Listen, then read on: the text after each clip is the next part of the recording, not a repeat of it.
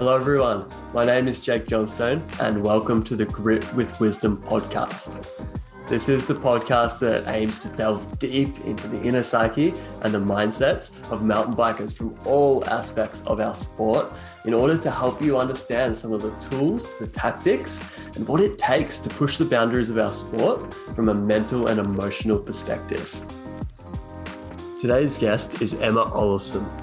Emma is an absolute shredder who hails from Sweden originally and has spent the past 5 years or so traveling between Europe and her adopted hometown of Queenstown, New Zealand, all in the pursuit of good times on two wheels. I met Emma at the bike park when I was traveling New Zealand a few years back, and it's been awesome following along online since and seeing so much progression from her in a relatively short period of time. As a rider who has really dove headfirst all into the sport, she's been involved in all sorts of cool filming projects, races, female progression camps, which we explore, all while picking apart the mindset that makes all of this possible. No further ado, guys, let's give a warm welcome to Emma Olofsson. Enjoy.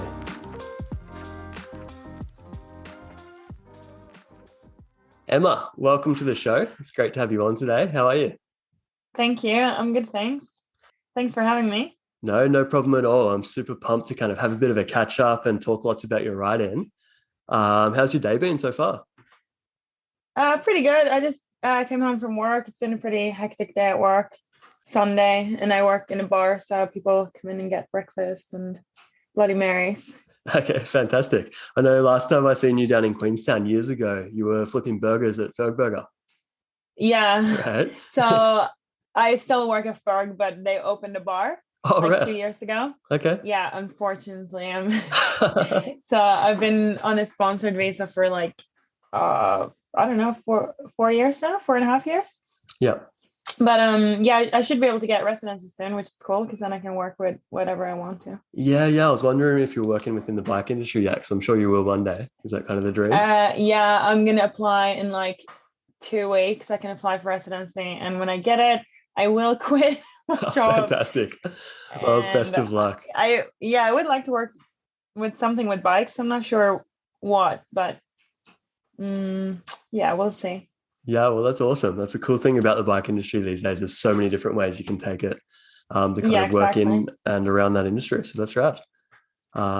Cool. For those that don't know you, I'd love to kind of talk a little bit about your background. You're from Sweden. I'm curious, What was it like growing up in Sweden, and when did you start riding bikes? Well, I have never been a big fan of Sweden, if I'm going to be honest. Since I was a kid, I like Sweden, but I've never wanted to live there. And I'm from a really small place, in the middle of nowhere. So honestly, I was pretty bored growing up. I remember always telling my mom every week, and I'm like, I'm bored. And she's like, oh, you should just enjoy relaxing. I don't like relaxing. So ever since I was a kid, I knew that I wanted to move somewhere else. And then, when I was 21, maybe, I lived in Malmö and I worked as a makeup artist. And I'd worked there for a year and a half, and I was getting pretty bored of it. I get bored easily. So, I went to Australia for a bit, for 8 months, and I was a little bit bored there too.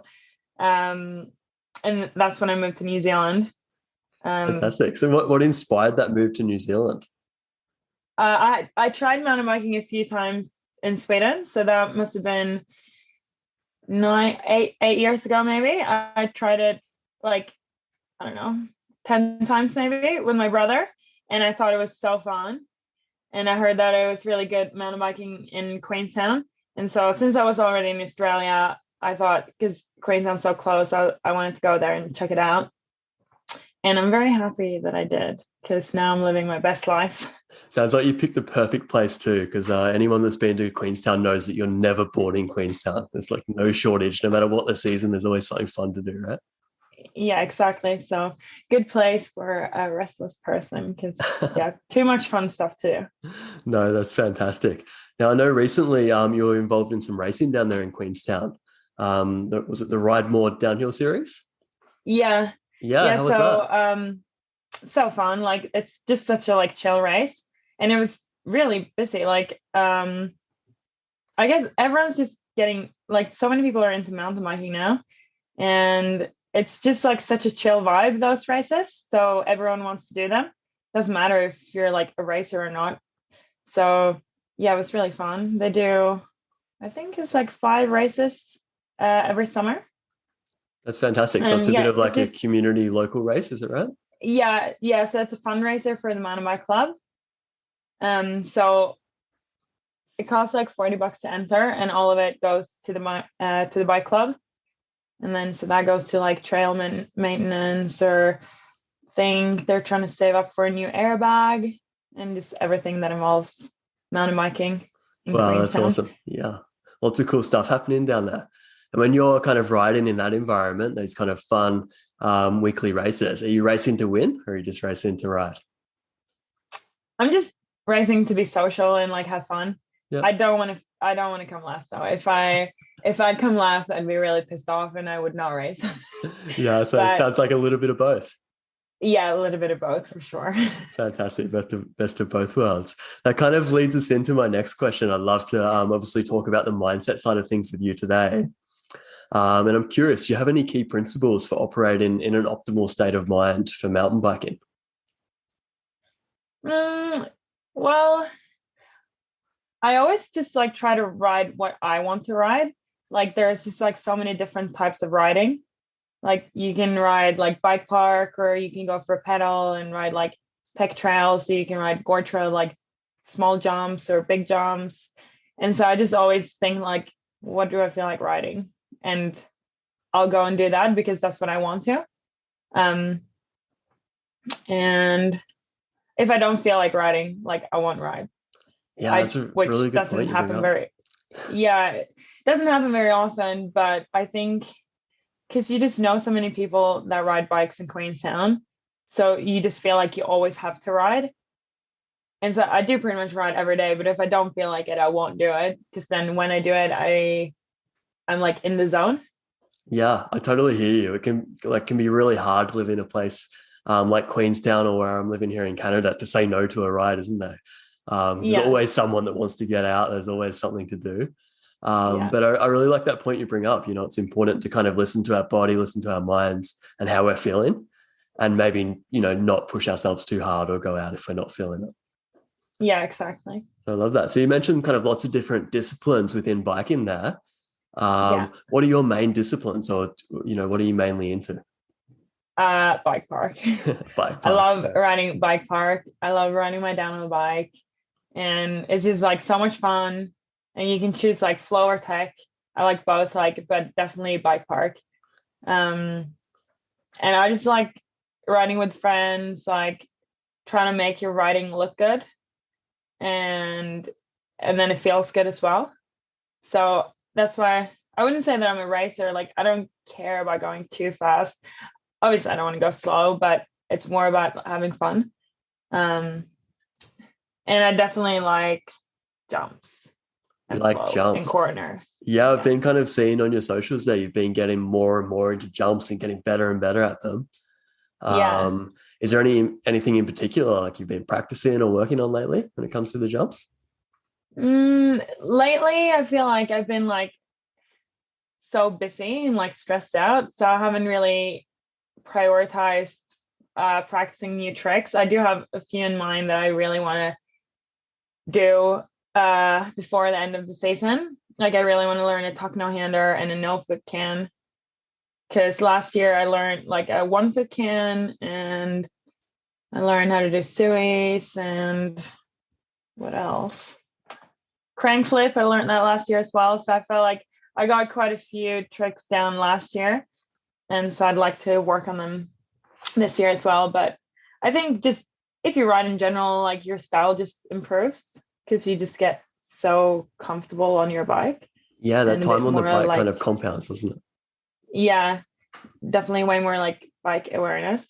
I am trying to do these tire slides because uh, my boyfriend, he keeps doing them everywhere and it looks really good. And I'm like, I want to do that. Yeah, that's And fantastic. And, you know, watching Yeah. someone else is sometimes, you know, one of the best ways of just like realizing what's possible on a bike. And then, you Yeah. know, a best way of kind of getting inspired as well. I mean, like, hey, I want to do that. I Yeah, want to look at exactly. And that's why it's that. so important to like ride with different people. Because if you just ride with the same people all the time, like I don't know, it's hard to get inspired to do something new. But then so it's good to just like ride with everyone. And I think that keeps it fun and also, yeah, keeps you inspired. Yeah, for sure. And that's where Queenstown's great, isn't it? Like everyone's riding that same bike park. There's lots of new people coming through all summer. Like there's never any shortage of kind of inspiration there in terms of other Yeah, riders, right? exactly. Yeah, that's awesome. So talking about like the different disciplines there, how do you go about setting yourself up for an optimal state of mind when you're, say, riding dirt jumps? And I'm curious, does that differ when you're, say, riding a fast tech trail? Mm, yeah, probably. I'm not really that used to dirt jumps. Like I just got my hardtail probably around a year ago. Okay. And then so and it's so different. Like I'm definitely used to downhill bikes, so riding my hardtail or like my dirt jumper is really different. But then also because the jumps are smaller than mountain bike jumps, kind of like takes a little bit of fear away from those kind of jumps. For sure. So yeah, you kind of approaching, say, the dirt jumps a little bit differently if that's newer to you. Yeah, I'm definitely like a little bit more. I guess because I'm not as confident on that bike, Yeah. I'm taking it a little bit easier.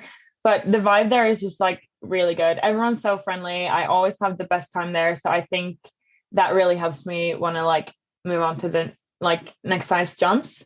Like the guys there, they're like, yeah, yeah, whenever you're ready, I'll tow you in. So you can definitely do it. You just let me know when you want to do it and you just follow me. So I think that really like um motivates you to yeah, ride the bigger jumps or whatever, try something new. So, but yeah, it's I think it's the same as like riding a tech trail. Like if I feel like riding dirt jumps, I'll be in the zone there.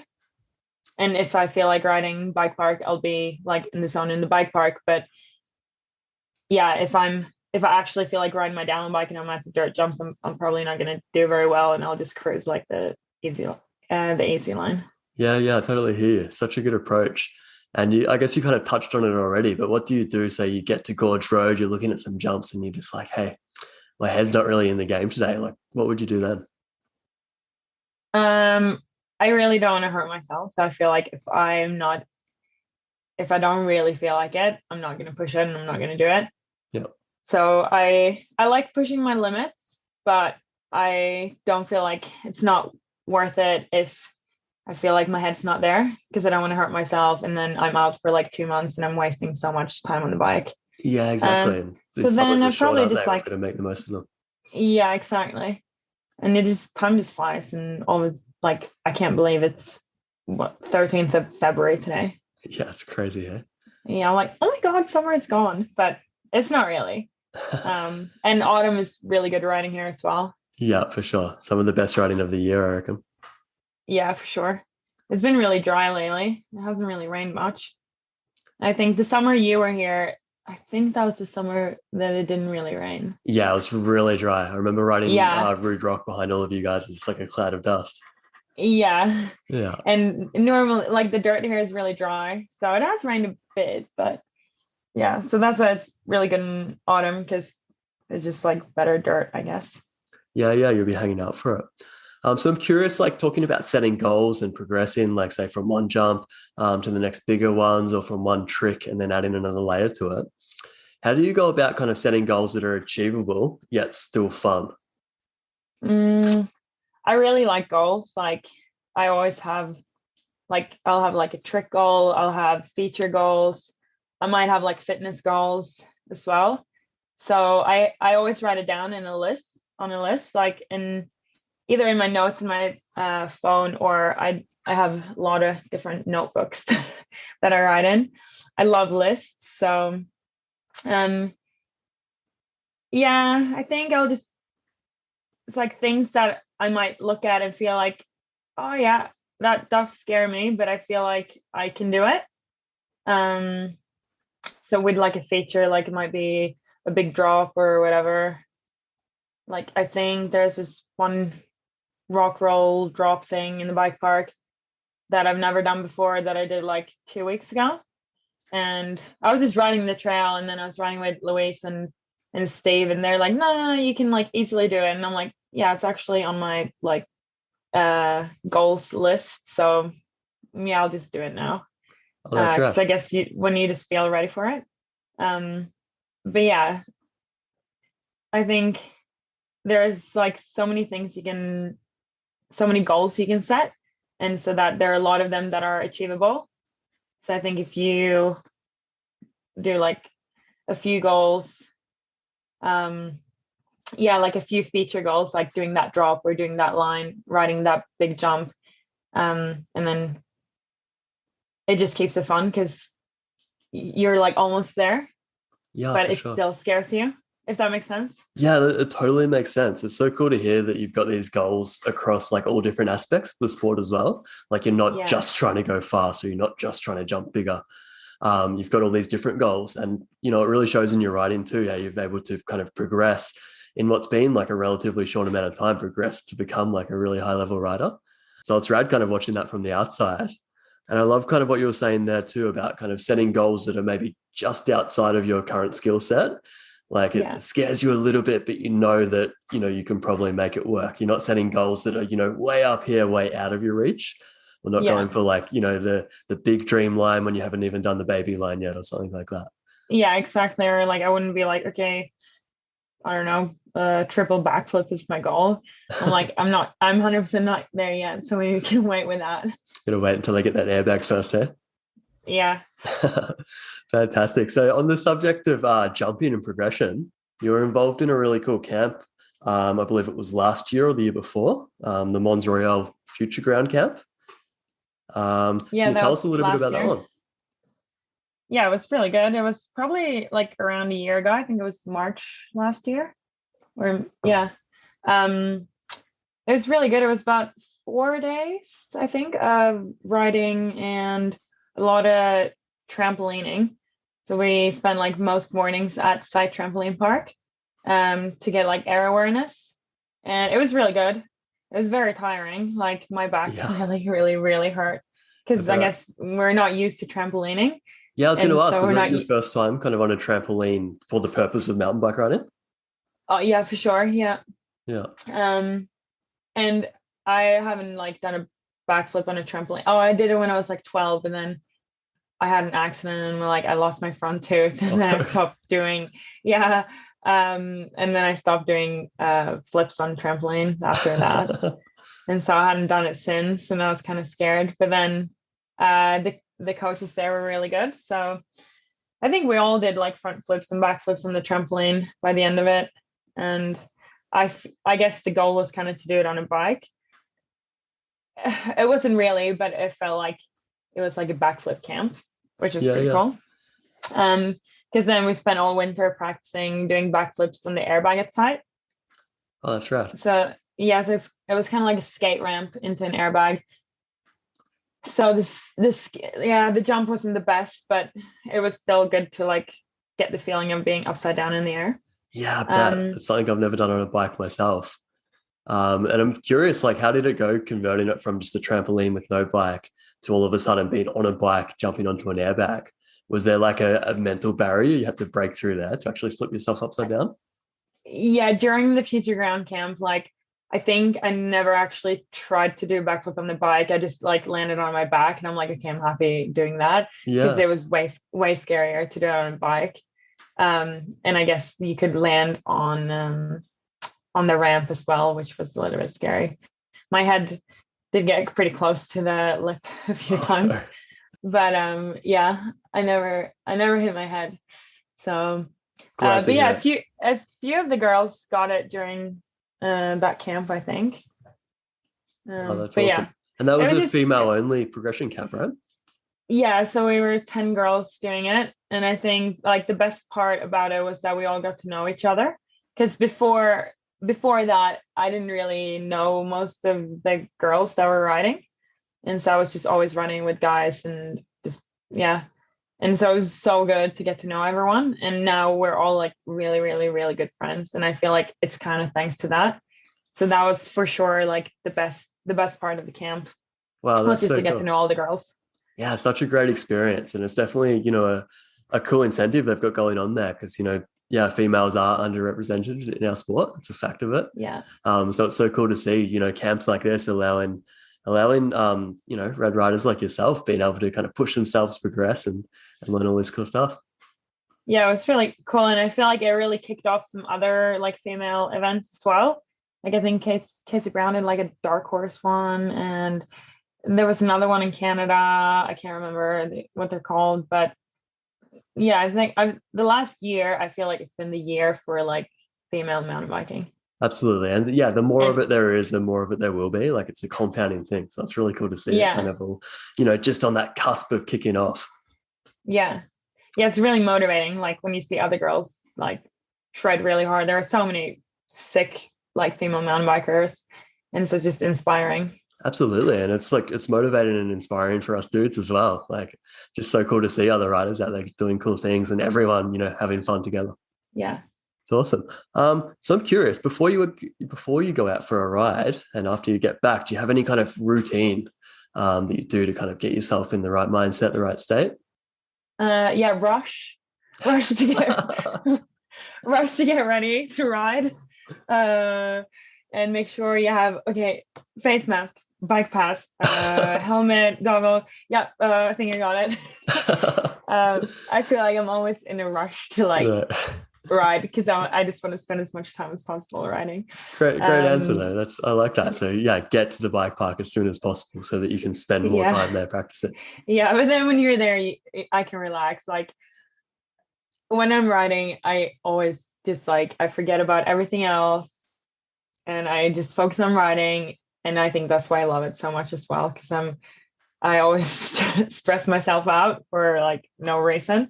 And then when I'm riding, I'm just riding. Like nothing can bring me down. Nothing can like stress me. So yeah, I think we can all relate to that. It's such a great release. Do you find kind of when you're rocking up at the bike park, maybe after work, you've had a stressful day and you may be ready to drop into your first trail? Is that stress gone instantly or does it take you a little while? Oh yeah, gone. There you go. When I'm in the gondola, gone. As soon as you're in the gondola, wow. Lucky lady. Yeah, no, that's awesome. Cool. So maybe when you've been riding, you've done a couple of warm-up laps and you get to maybe like a difficult feature that you're looking at for the first time, if there's any left for you in the bike park or some of the other zones you ride. What goes through your mind when you're standing up, above a difficult feature, thinking about riding it? There are definitely a few more that I need to take off in the bike park. And I think I try to like compare it to something that I've ridden before.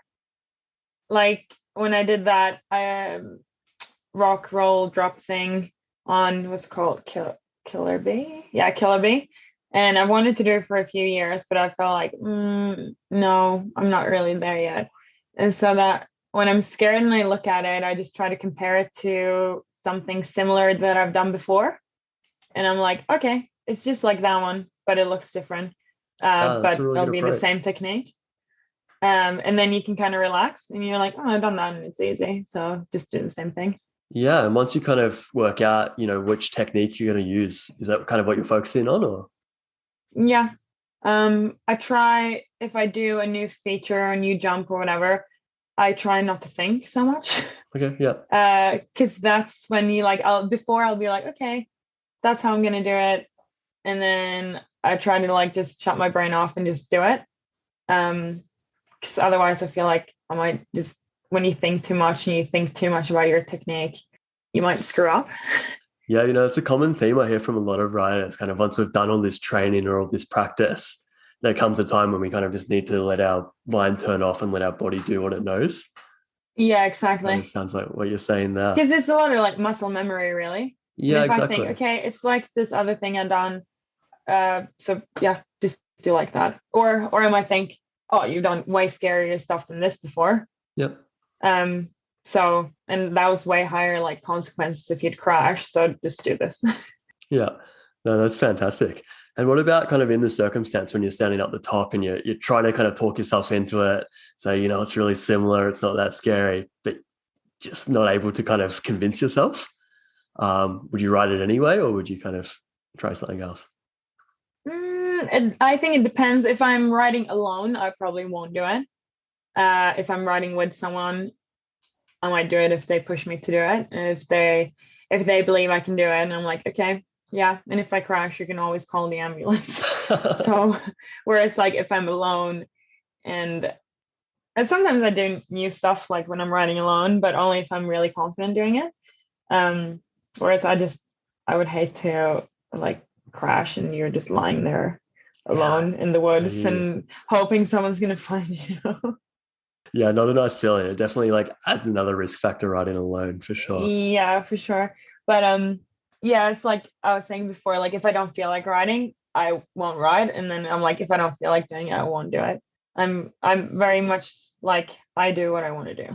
That's a really good skill to cultivate as a mountain biker, because I know often we are riding in a group and other people are doing things and maybe telling us that we can ride it. There is kind of that element of peer pressure sometimes, whether people kind of mean it in a mean way or just a well-intentioned way.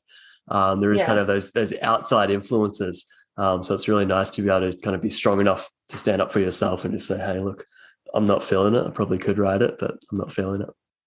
Yeah. But I think most people here, they're like, okay, that's cool. Yeah, if you don't want to ride it, you don't want to ride it.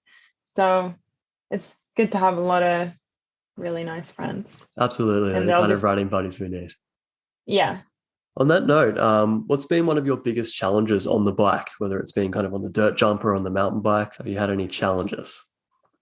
Well, I'm never really content with my riding. Like I always like, no, I can do better. Or I want to do better. Maybe I'm like, I can't do better, but I want it to look better. So I think it's like a challenge to always, like sometimes it's annoying. You just want to ride and have fun, but I keep thinking, it wasn't good enough. Ride it better, do it better. So that's like a little bit of a challenge. Yeah, so it sounds like you're almost a bit of a perfectionist, which, can be a great strength at times, but can also be a weakness at other times as well. Yeah. Like then your riding like annoys you if you don't do it good enough. Like I want to learn how to do a table and I feel like I keep practicing and I'm like, I'm just not doing it. I'm not even close. And so it's a struggle when you just keep trying something and it's really not working and it's not working.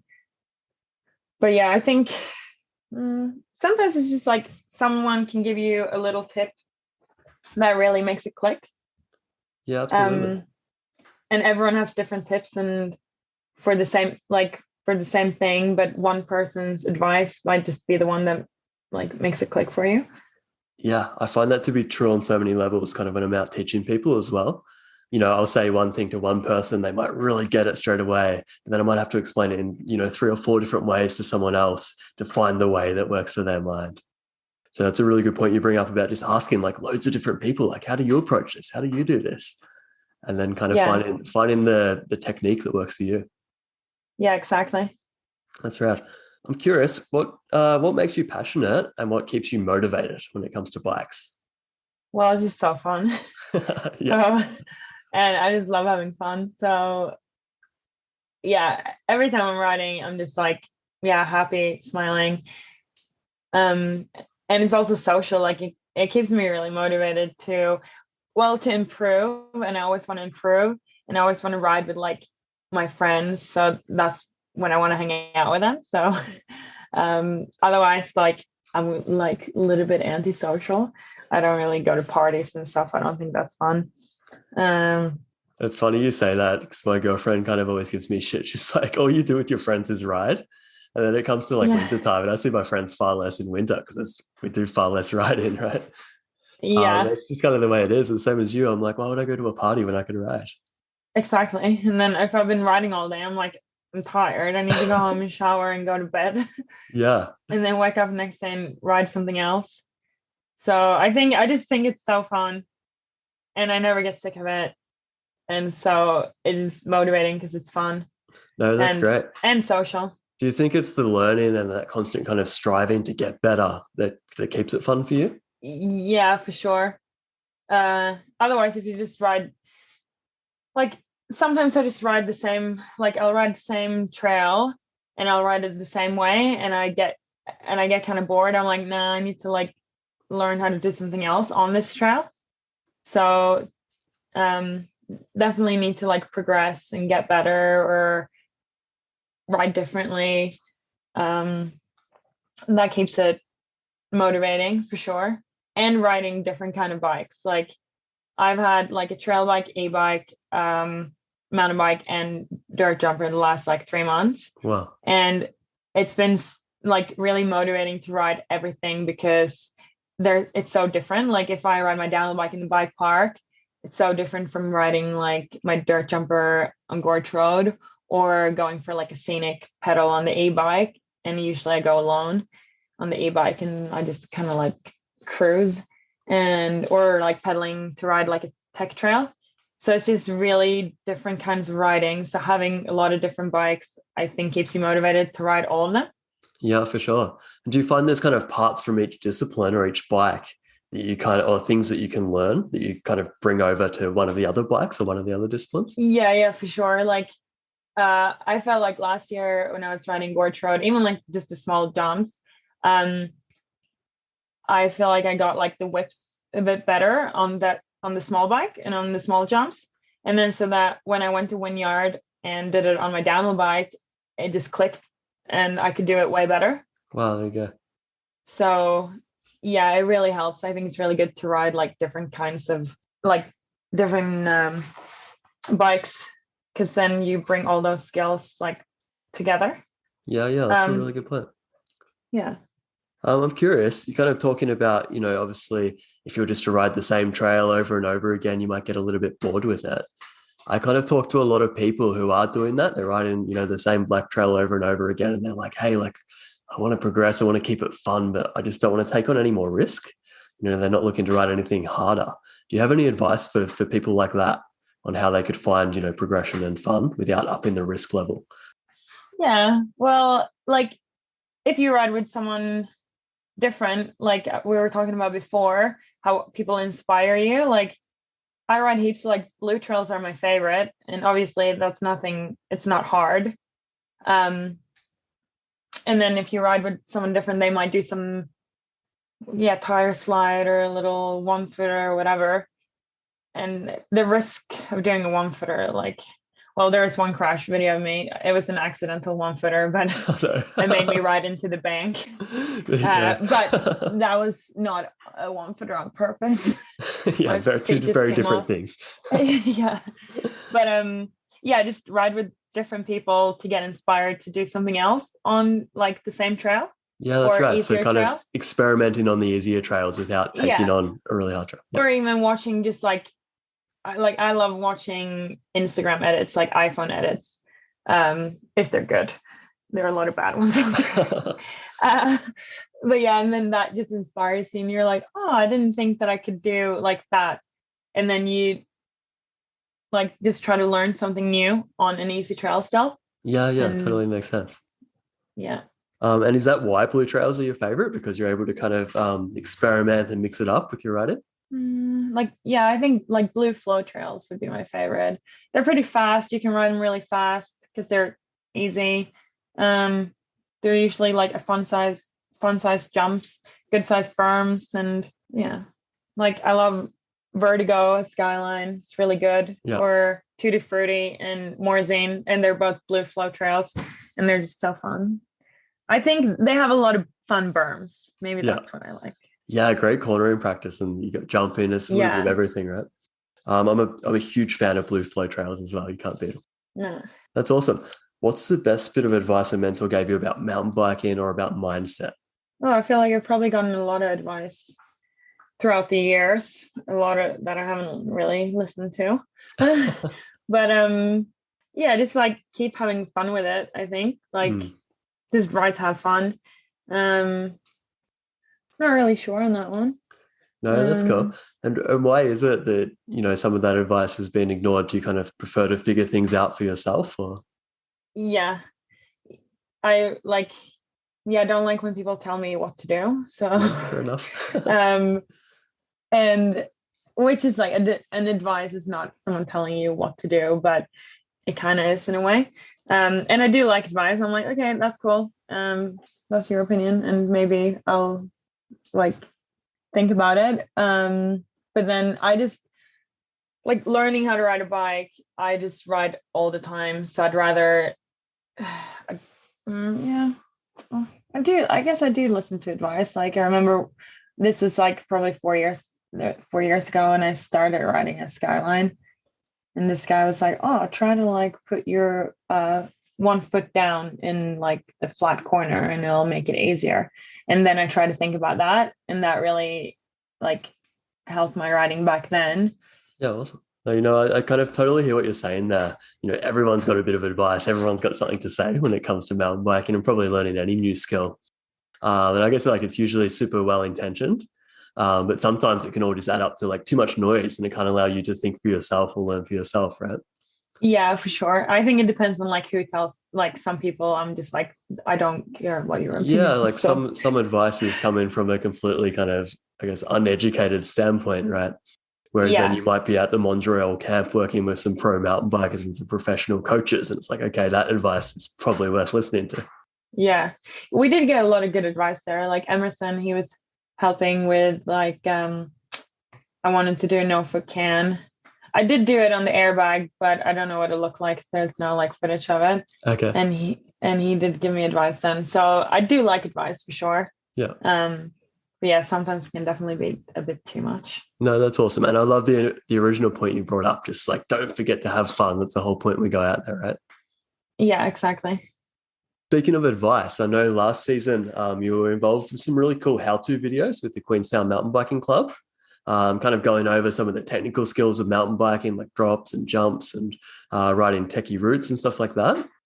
I'm really curious, if you were to make one this season on the mental side of things, what kind of advice would you want to include? Well, we did have already like kind of talked about it a little bit, what I would include, which would definitely be like, right, to have fun. Always just do what you want to do. If you don't want to do something, don't do it.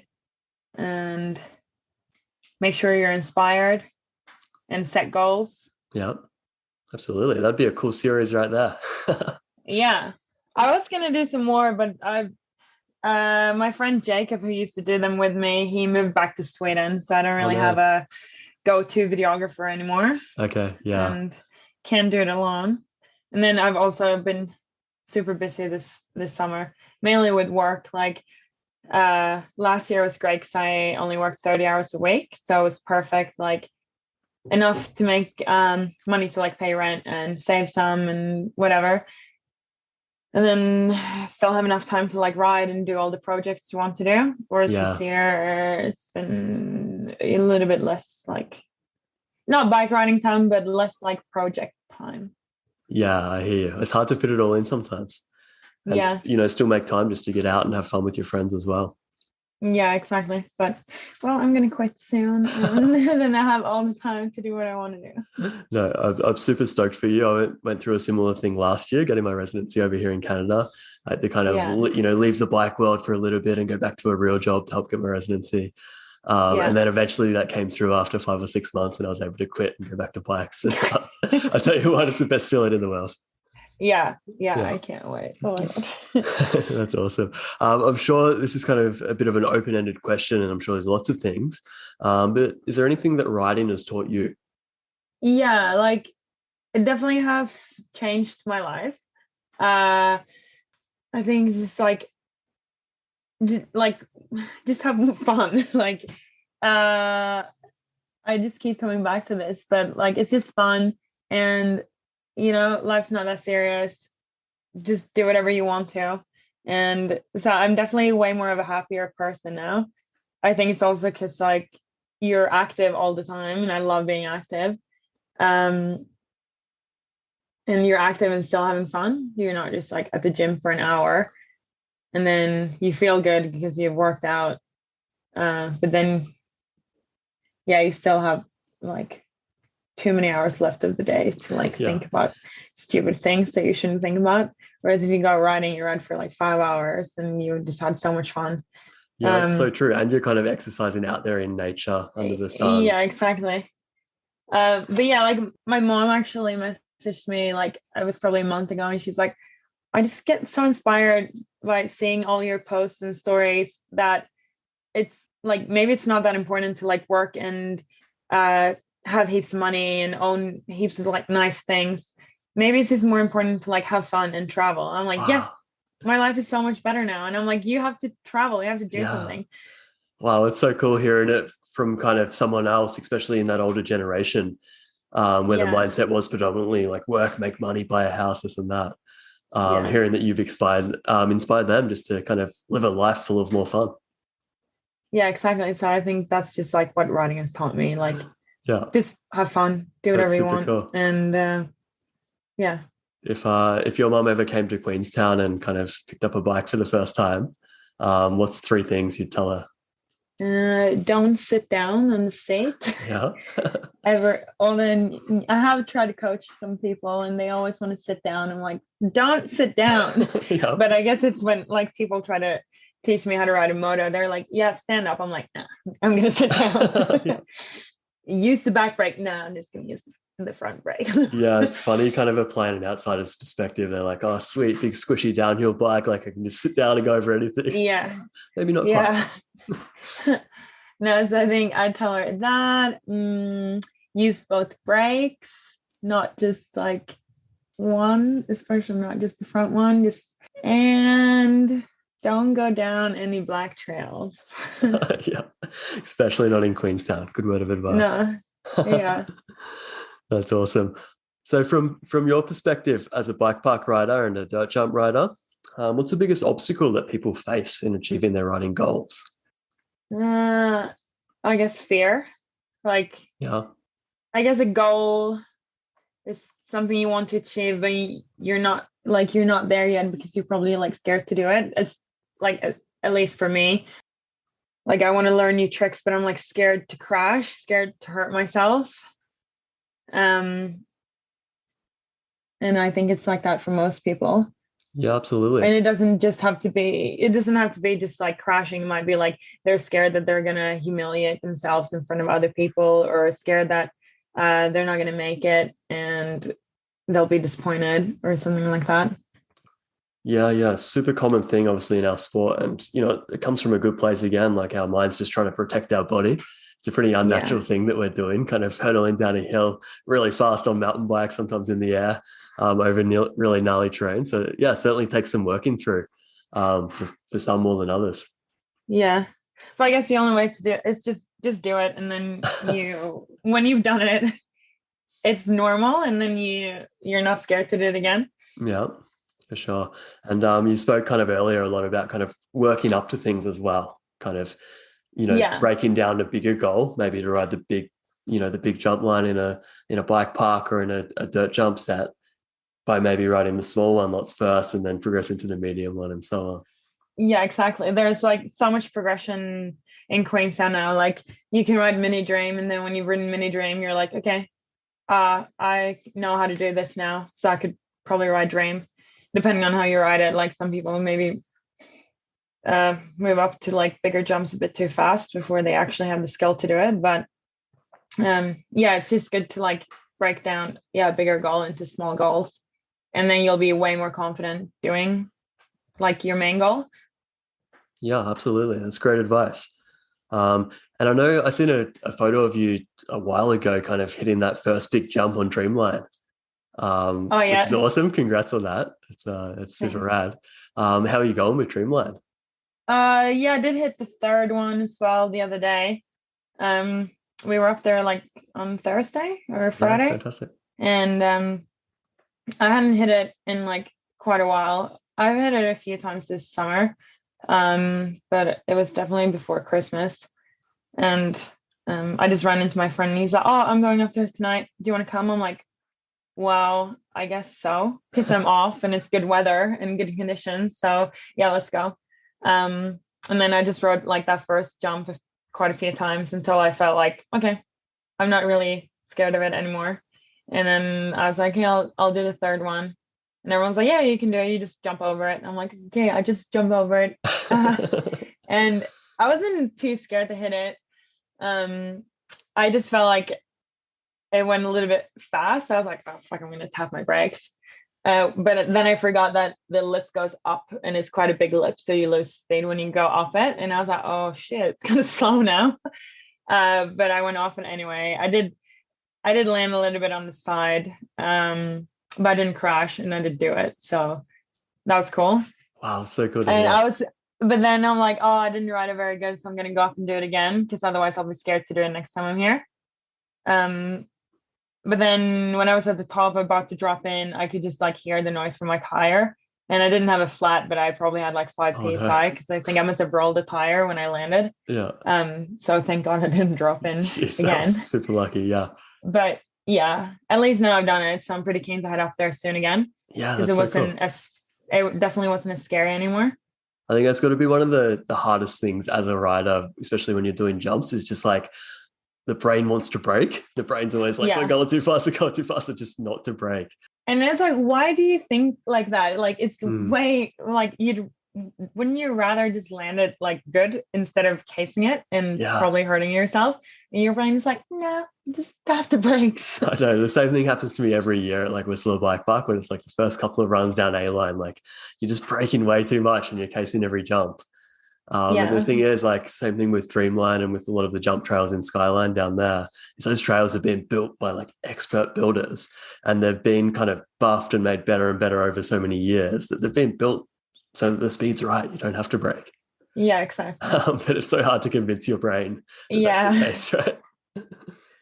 But then hopefully you don't case it like too bad and then do it again and okay, don't fucking touch the brakes. Exactly. And then that kind of builds confidence. So like, yeah, more speed was actually better equals more Yeah. confidence. Yeah. Yeah. So you're around kind of lots of rad riders down there in Queenstown. I'm curious, do you have any riders that you look up to in the mountain bike world? Well, I look up to some of my friends like Vinnie Armstrong is one of the sickest female riders out there, I reckon. And she's fast and she has style and she dares to jump like everything. So it's really inspiring to ride with her. Awesome. And just heaps of really good riders. Like you always ride with like the best. And so you just get inspired by pretty much everyone, really. Yeah, it's a pretty cool scene, hey, being able to ride the same trails that the pros are there riding on, that they're there practicing on, and just like seeing them on the Yeah. chairlift. Yeah. Yeah, exactly.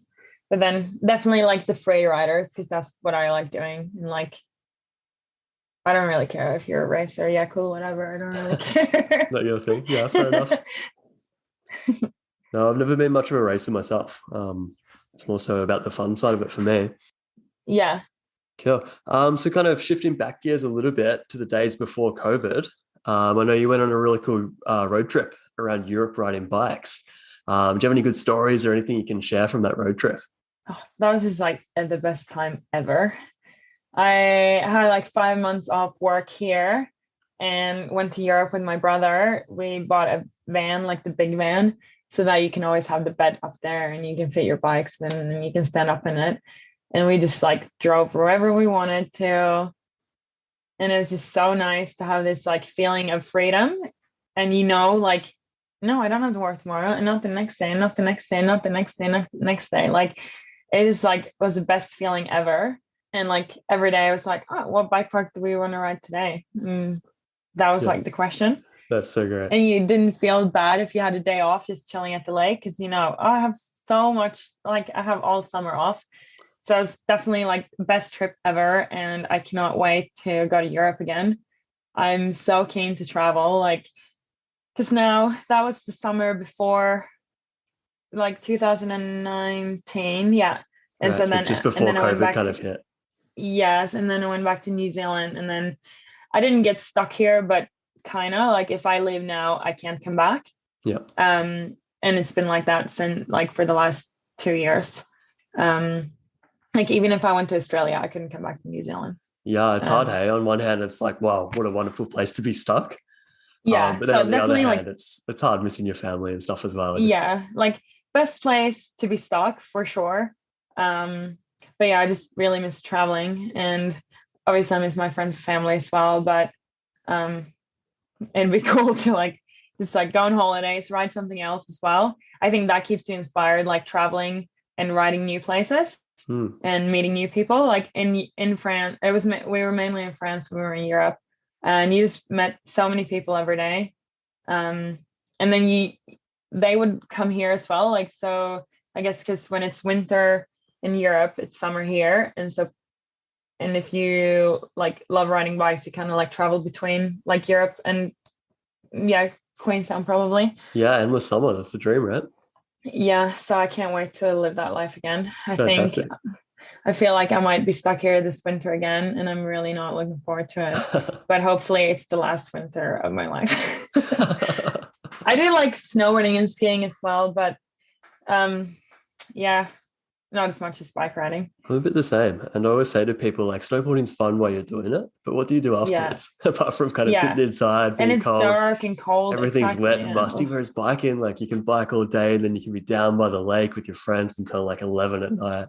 Yeah. And then do it all again the next day. Like, it's literally paradise. Exactly. Best sport ever. Yeah. So no one will ever convince me that winter is better than summer. That's for sure. Same. Cool. What were some of your favorite spots that you hit on that road trip in Europe, or like favorite bike parks? Most of the time we were in Morzine, and I really liked the Super Morzine. They had like a lot of like easy flow trails.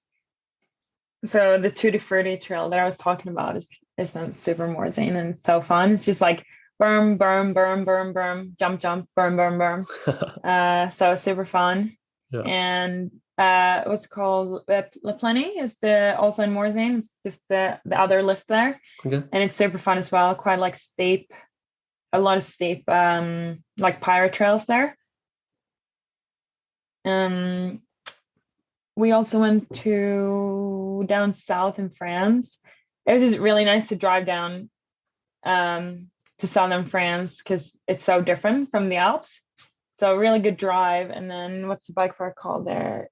Evo Bike Park, I think it's called. Yeah. It's like so they do shuttles there. So you have to book shuttles. There's no lift. And then there are quite a lot of flow trails. I'm pretty sure when I was there, I couldn't really ride I don't know if it was Black Jump Trail, or I couldn't really ride that very well because back then I hadn't been riding for that long. So I definitely wasn't as good as I am now. But I still had fun, heaps of stuff to ride. And then heaps of progression as well when you're off every day. Like, yeah, that's a good point you bring up. In the zone. It's like, it's super cool kind of looking back on, rides. And I look back to like when I met you in Queenstown there, and we were kind of doing a bit of riding in that crew together. And looking back on like, where we were then and then where we are now. It's it gives you a good feeling, doesn't it? Being like, wow, I've progressed a lot since then. And it's so different. Still a lot to go as well. Yeah. Yeah. As you kind of traveled around there in Europe, going from, different bike park to different bike park, you mentioned it was a little bit different down in the south of France. I'm curious kind of how you approach, turning up to a new trail zone or a new bike park when things are a little bit different. Maybe the dirt's different, the terrain's different. How do you approach that? Well, like, it doesn't matter if I ride a new trail, I'll always like ride it slow and check out the features. And then you can just hear if someone comes behind you, just pull out to the side and they can ride past you. But I'll never just do something. Like, I'll always look at it before I try a feature, unless like I can see the land and I can see like, oh yeah, it's easy. But I think that gives you confidence to ride the trail really good the next lap. Just like check it out, right? Like, so that you know what's coming up. Some people might just be like a little bit too keen and they'll just like, oh, I'll just hit this jump or whatever. And then they don't realize, oh shit, I'm not actually meant to land there. And they just, so I always like kind of like ride it slow and make sure like, where all the features are. And that really gives you confidence to ride it good the next lap. Yeah, and then you can just have way more fun. Or just following someone who's done it before. I'm a pretty social person, so it's pretty easy for me to start talking to anyone, really. Yeah, that's the best thing about and asking for advice. Yeah, the mountain bike community as a whole, hey, like there's not many kind of grumpy people out there that don't want to talk to you. Like usually everyone's like super happy to tow you down a new trail or give you some advice. Yeah, exactly. Yeah. Oh, that's awesome. Was the dirt any different, like going from New Zealand to Europe? Yeah, it is definitely different. It was pretty dry like it didn't rain much that summer we were in Europe, so it was pretty dry there. Okay, And I'm used to riding like pretty dry dirt here in Queenstown as well. great. But the trails are different. Like I feel like the Cornet Peak track here in Queenstown is very like European. Okay, Um, don't know how to explain it really, but I guess the trails in Europe are more open, like in the open, okay, yeah. whereas a Skyline is in the woods and is very dark Mm, and um, definitely different. But I like I like all of it. So yeah, yeah. That's half the fun of it, isn't it? Just kind of changing and yeah, adapting and sussing out new places. it was just fun to ride like different terrain, I Mm, reckon. Like it wasn't necessarily a challenge or yeah. Even in New Zealand, like the dirt in Queensland is so different from like whenever in Dunedin and Christchurch. There's a bike race in Dunedin right now and it's raining. And I'm like, oh, I would not want to ride in Dunedin when it's raining because it's yeah, so slippy. Like you don't even if you just turn, oh, you crashed. Like yeah. No, it's I like hear you. The ice. dirt's lethal in some parts of New Zealand. Yeah. I know I spent a lot of time riding in the North Island, like around Rotorua and the places Yeah. around there. And that dirt, when it rains, is just like this slippery mud that kind of coats all the roots. And Yeah, it's so treacherous. slippy. Yeah. We were there in August and it was raining, not too much, but a little bit. Yeah. And yeah, it was pretty slippy. That's a magical spot though, isn't it? So many nice Yeah, trails in so that cool. forest. Yeah. I'm going to be respectful of your time here. I know you've got something else to get off to. You're doing a photo shoot on the bike after this. Is that right? Yeah, not on the bike. This is just like to help a friend out Okay, for cool. yeah. Yeah, yeah, that's awesome. What's So going on? always something going on, like I was saying. Yeah, yeah. No, that's great. Before we wrap up, I'd love to ask you, what's the biggest takeaway you hope listeners take from this conversation? My biggest takeaway. Or like for listeners, so like we've talked about lots of different advice. Yeah. If like you could like piece it all together into like one takeaway or one bit of advice. Oh, okay. Okay. I was just thinking about food when you said takeaway. I'm pretty hungry.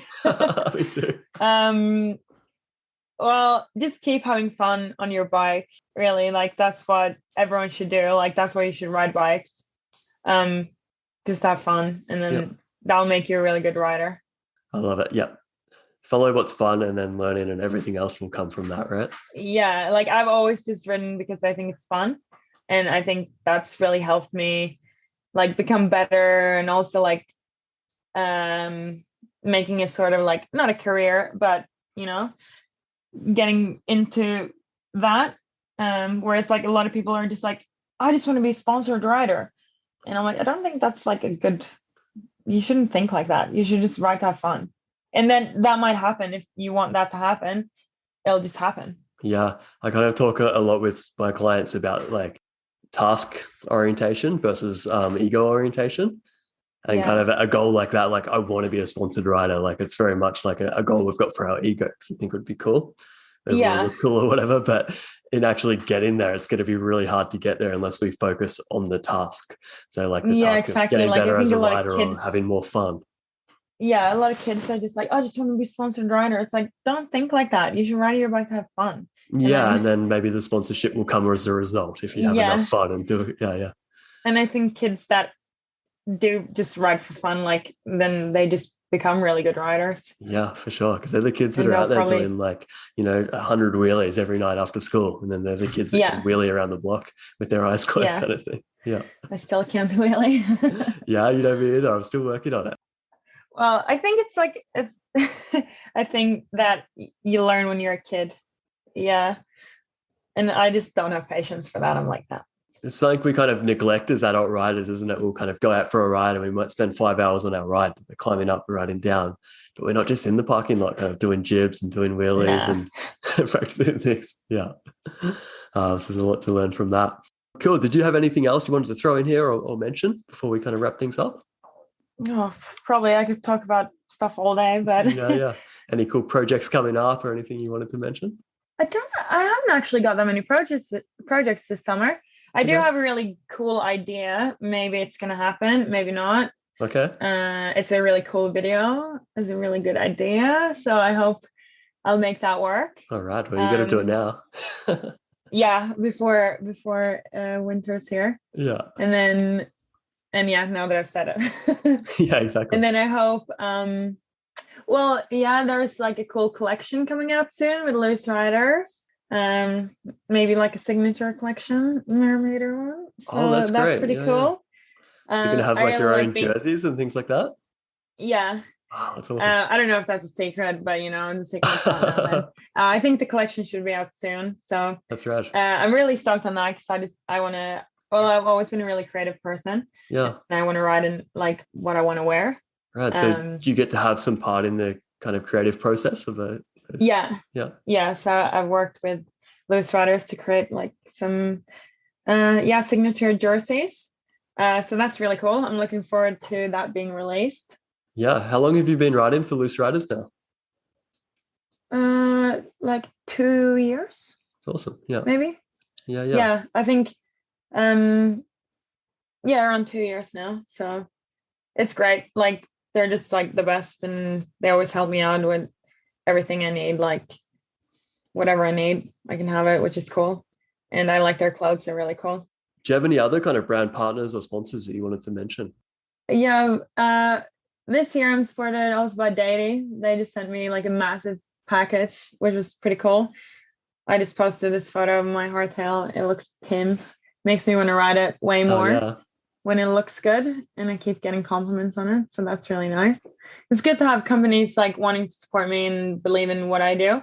And like, yeah, I don't really do like I just do races for fun and whatever. And I guess I'm more of a like Instagram mountain biker is what I'd call it. Like, but I think that's creative. Like I love making edits. Yeah. And No, that's cool. And taking it does, it photos and provides whatever. value to the industry as well. Yeah. And yeah, I'm working with Yeti New Zealand this year as well. So Oh, awesome. waiting for my e-bike to come. I was Really going to say excited for that to come. that's a pretty good partner to have on board. Yeah, it's like best bike ever. I've ridden my Yeti 165, so that's a trail bike, but it's set up as a downhill bike. Yeah, awesome. And every time I ride it, I'm just like mind blown how good it is. Yeah. The other day, I was like, oh my god, my bike's so good, and that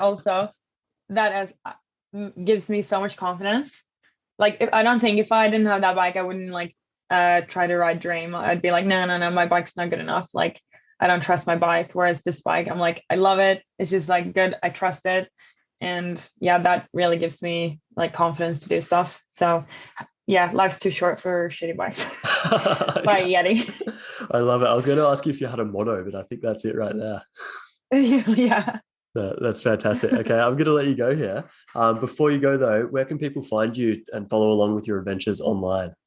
I'm mainly active on Instagram, and I'm Mermaider on there. So it's MMURMIEDER. It comes from everyone asked me where it comes from, so I might mention that as well.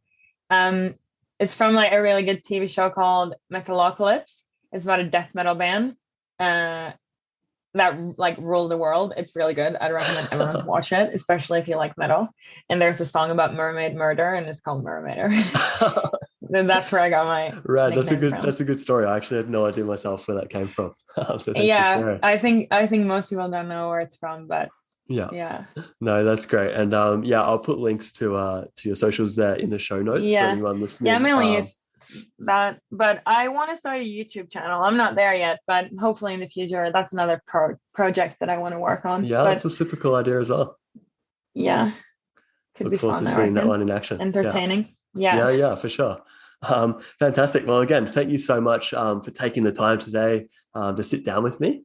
I know I've learned a lot from this conversation. It's really been really cool to kind of hear just how centered you are on fun for mountain biking and then what that's kind of provided you in terms of growth over the last few years as well. It's so rad. So yeah, keep up the good work, keep posting fun content, and I look forward to kind of following along myself online. Thank you. It's good to chat with you. Yeah, fantastic. We should catch up more often. Yeah, well, we should do another one next season and kind of see where you're at there. I'd love that. Yeah, sounds good. Yeah, awesome. Okay, have a good rest of your day. Catch you later. Thank you. You too. Yeah, bye. Bye.